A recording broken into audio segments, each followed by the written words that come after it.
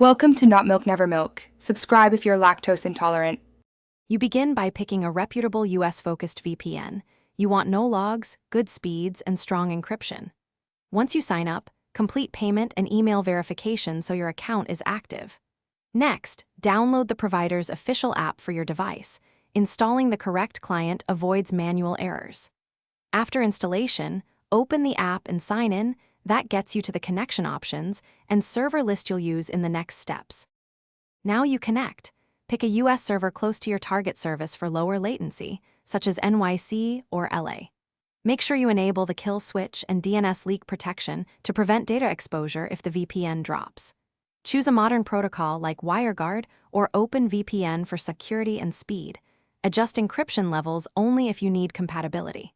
Once connected, test your IP address and run a quick speed/latency check. Change servers if performance or access isn't right.